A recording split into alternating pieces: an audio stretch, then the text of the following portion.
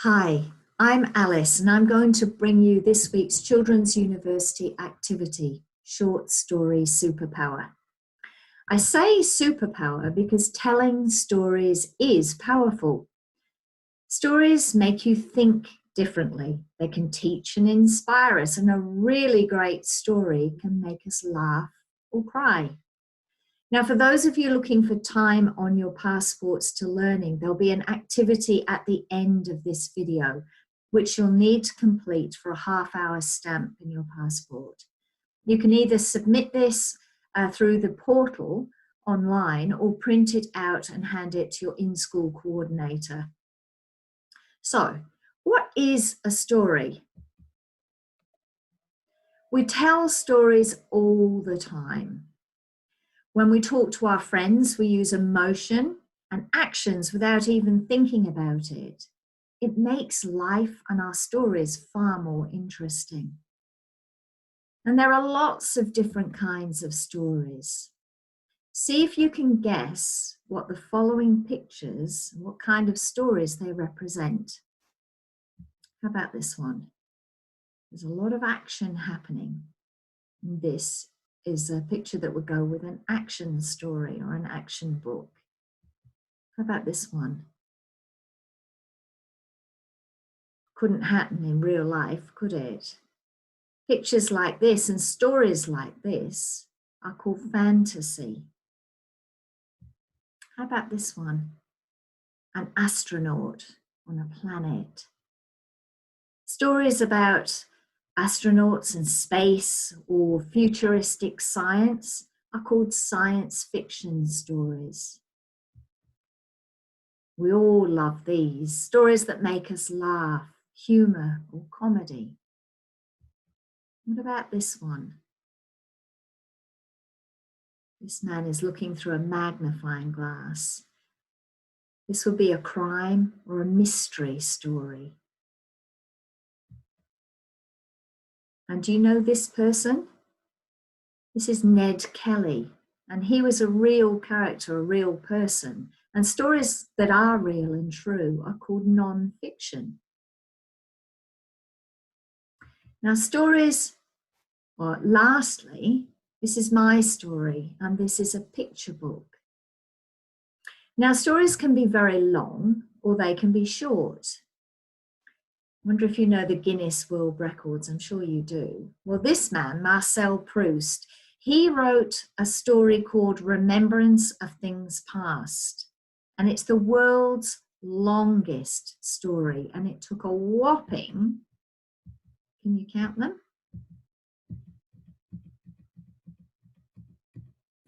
13 books to finish. Then there's this one. This is the world's shortest scary story by Frederick Brown. The last person on earth sits in a room. There's a knock at the door. And another one. This story was by Ernest Hemingway. It's only 6 words long, but it is a perfect example of what makes a great story. It has a beginning, for sale, a middle, and an end. And like all good stories, it makes us feel a strong emotion.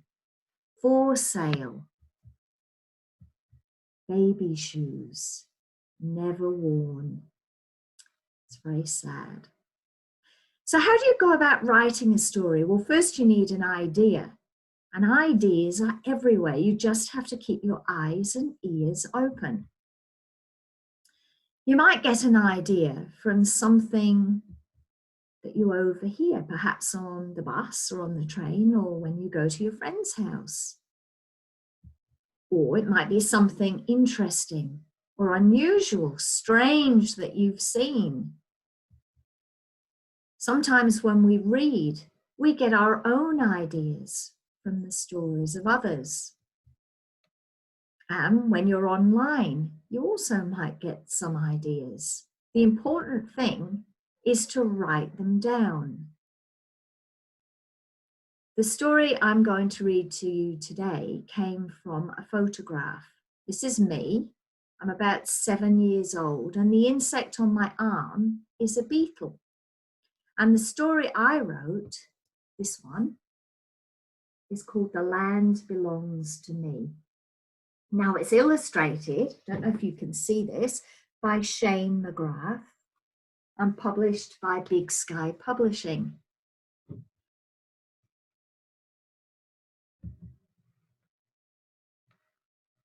The land belongs to me. The land is mine, from the daisy to the tree. Each and every flower, every twig belongs to me.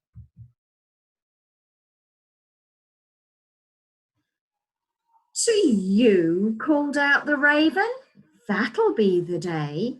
From the fence post to the daisy to the old oak tree. Silly little beetle, every bit belongs to me.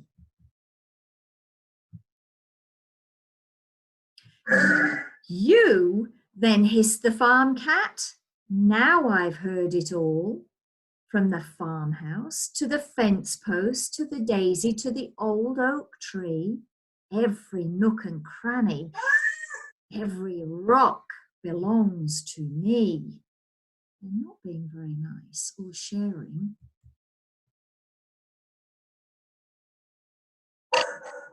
Foolish, barked the farm dog. What a thing to say. From the hilltop to the farmhouse to the fence post to the daisy to the old oak tree. Run off, little pussycat. They all belong to me. Nonsense, growled the farmer. None of them are yours. From the mountains to the hilltop, to the farmhouse, to the fence post, to the daisy, to the old oak tree. None of them are yours because they all belong to me.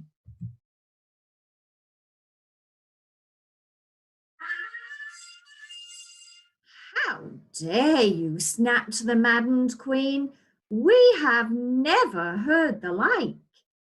From the oceans to the mountains, to the hilltop, to the farmhouse, to the fence post, to the daisy, to the old oak tree, we have it down in writing that they all belong to me.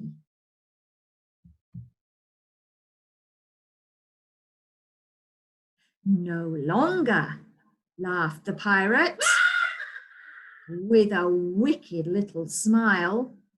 From the islands to the oceans, to the mountains, to the hilltop, to the farmhouse, to the fence post, to the daisy, to the old oak tree, our guns and ammunition say they now belong to me.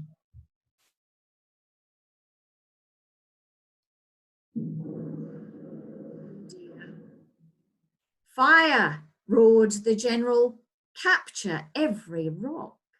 From the cities to the islands, to the oceans, to the mountains, to the hilltop, to the farmhouse, to the fence post, to the daisy, to the old oak tree, our flags declare that every piece of land is owned by me.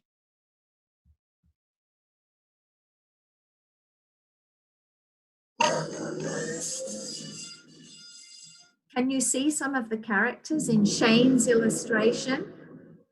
I can see the queen, the cat, the sheep, the dog.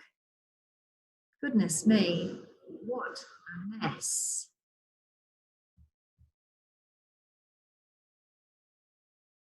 Have they gone? What a silly uproar. What a lot of fuss. Don't they understand that land belongs to all of us? It's a very sensible worm.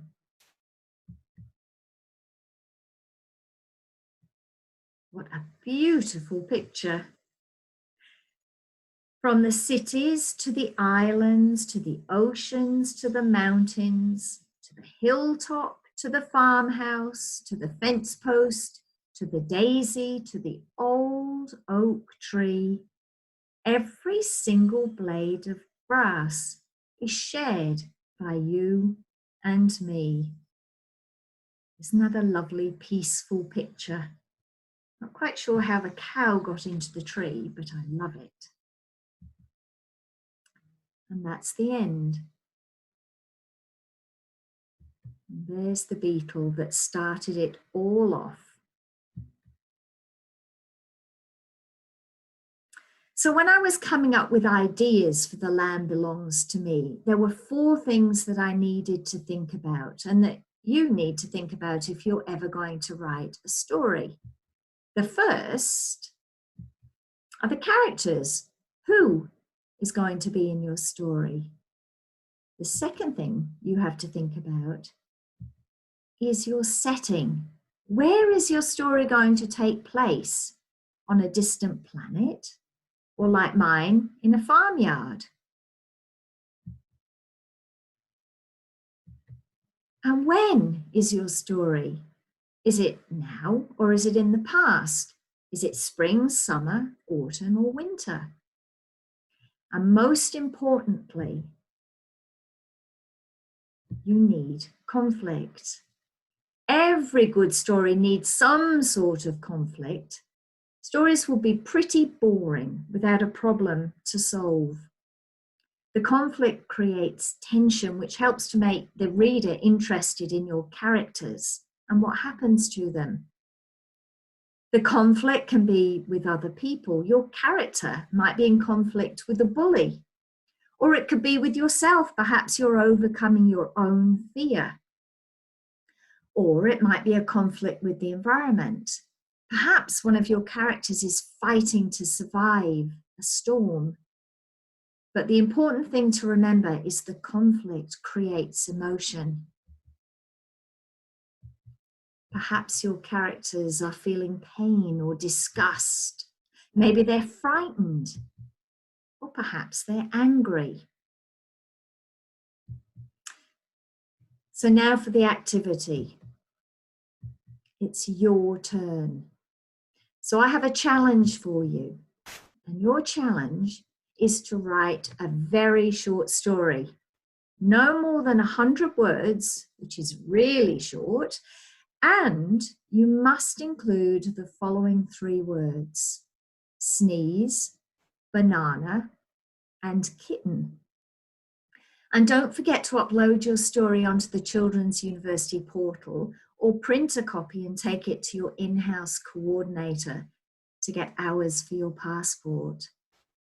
And if you'd like to ask me questions about writing or stories, or if you have your own ideas, don't forget to put them in the comments section and I'll respond to you as quickly as I can. And if you want to earn some more time on your passport, you can head to my website, alysjackson.com. There are lots of free stories, poems, and videos and activities for you to enjoy. And that's it for today. I hope you enjoyed the activity and the video. Bye.